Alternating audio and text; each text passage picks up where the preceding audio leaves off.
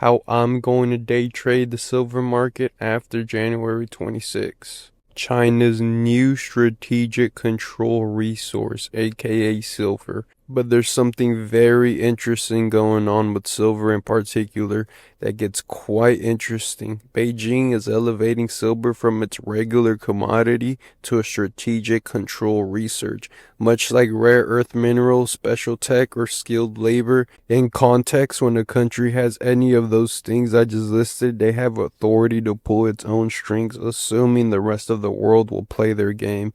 In this case, it is silver for China. China is being the top world silver producers right behind Mexico. This gives them geopolitical leverage in global supply chains and potentially over Taiwan. President Xi stating in his New Year's Eve speech that he has vowed to refine China and Taiwan. We could potentially see high volatility in price with China limiting their physical resource on silver with strict export controls and licensing systems, meaning China will require companies to obtain government licenses to export silver. This would be very beneficial in the silent war for China that low-key has been on top.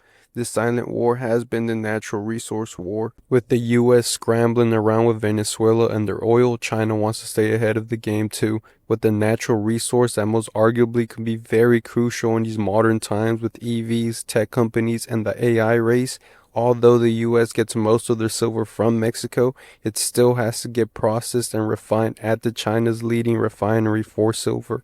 This could be very big for silver more than ever before. Some things to consider that could potentially benefit China and potentially silver is preserved domestic supply for strategic industries, tighten control over a strategic commodity, and response to the global market shifts. Y'all have to understand that China's own industrial demand is very strong, particularly for clean energy technologies such as solar panels, EVs, data centers, and advanced electronics where silver is critical. And this is globally, majority from China. We have also seen silver prices have more than doubled in 2025, partly driven by supply concerns and industrial demand, which makes policymakers want to ensure enough material for domestic use. So now, judging by this information, I could kind of make a hypothesis on how the silver market will react to this news, and also what could possibly happen with China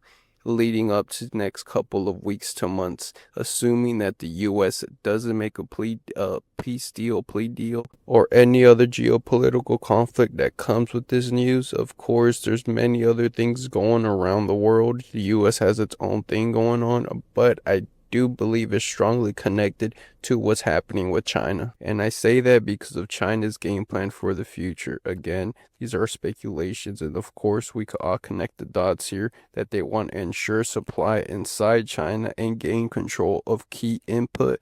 By controlling key commodities, China gains economic leverage, which matters in geopolitical and trade power dynamics, even if not monetary policies.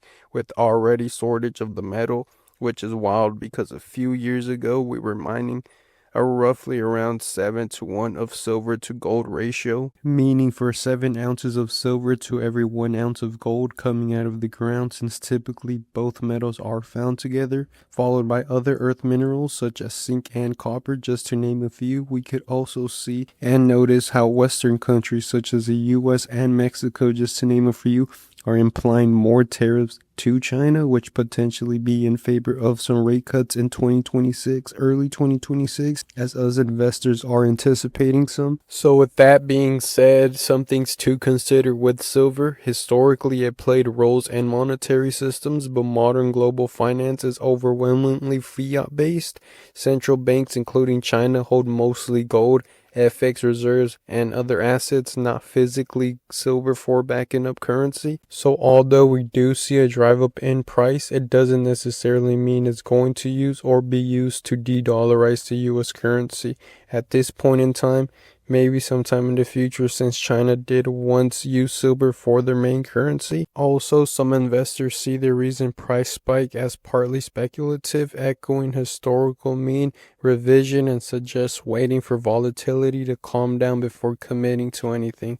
Of course, if you want to hold silver in your portfolio, specifically physical silver, I do suggest to wait until a proper retracement, possibly 70 or late 60s if we ever get to see that price again. But if you're day trading silver or swing trading silver, please use this volatility at your best advantage, because this would be a once in a lifetime opportunity. With that being said, silver can possibly function as a store of value or hedge in investment portfolios, with China restricting exports of 60 to 70% of global silver supply.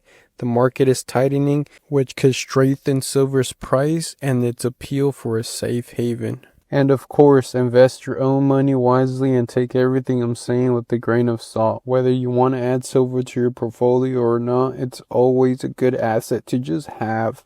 Whether it's physical or paper, in the paper form, it's always good to have some sort of commodity in your portfolio. With that being said, I do have some forecasts in silver, with me personally believing silver has been highly undervalued for decades now, for numerous of reasons, from supply to demand ratios, the US needing to outsource this rare earth mineral, and many more reasons that quite frankly could have a video of its own. But the amount of things silver can actually do for us as an economy strengthens my belief in silver potentially seeing higher numbers. Knowing that Shanghai has silver valued over our Western prices, I do see silver reaching $100 an ounce in our markets at some point in 2026, and possibly a way even higher number in China. See, for us day traders that day trade commodities, or even swing traders that swing trade commodities, we could use this information and further our strategy coming into the market. Knowing that there's tension rising, war signals are high, we could expect high volatility for gold and silver. I'll be expecting more bullish moves followed by a lot of retracements and consolidation. In my own research, I have seen and noticed that Asian session over here where I'm at, it'll be 7:30 Central Time. It's key for commodities, especially silver, in these coming weeks to months. I do keep an eye on price throughout the day, but I kind of get a reference point on whatever session I'm in and whatever session I'm going to. Consolidations and retracements is really what I'm keeping my eyes open for. Seeing market key levels and just seeing how those key levels are being respected or being completely manhandled, getting blown out of proportion and just not getting respected.